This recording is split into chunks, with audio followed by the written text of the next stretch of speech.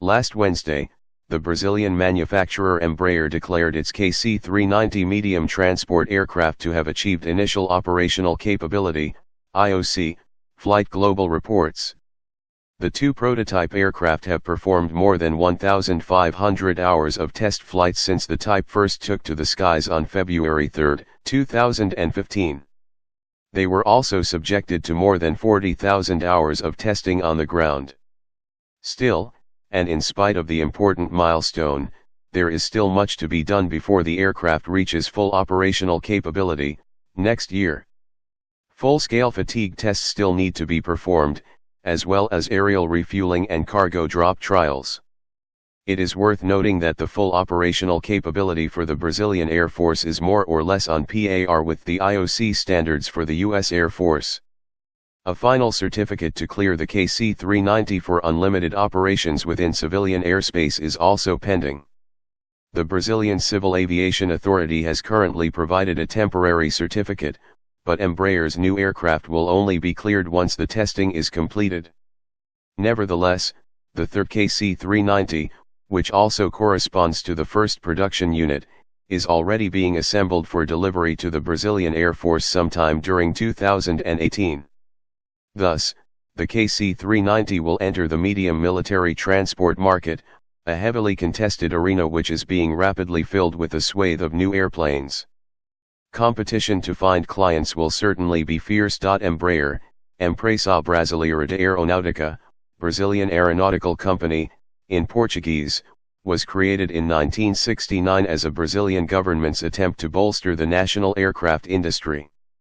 Its first product was a two-engine light passenger aircraft, the EMB-110 Bandeirante.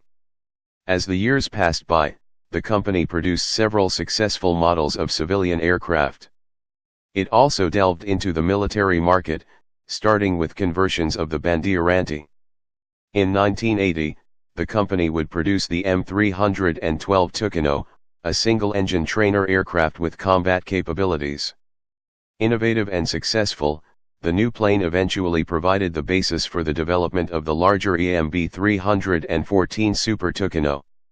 The latter model became a quintessential anti-guerrilla aircraft, sold to countries all over the world, including the U.S.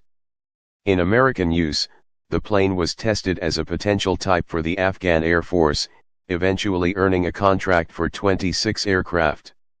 Nevertheless, the development of the KC-390 was a risk for the Brazilian company. Started in 2006, the project aimed at developing an aircraft with capabilities similar to the venerable C-130 Hercules. The president of Embraer at the time, Luiz Carlos Aguiar, expected to find a market for almost 700 aircraft, as reported by the Portuguese defense news outlet Operational. According to Mr. Aguiar, there are several old transport airplanes serving around the world that need to be replaced within the next years.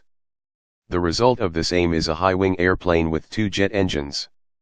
With a maximum take-off weight of around 80 tons, the KC-390 is also the largest airplane ever developed in South America. It will be able to transport up to 80 passengers or 26 tons of cargo, or to perform aerial refueling missions. This project also has an international edge to it, involving the participation of Portuguese, Czech, Chilean, Argentine, and even American companies. Embraer expected orders from most of these countries. To this date, only Brazil and Portugal came forward with solid orders of 28 and 5 aircraft respectively.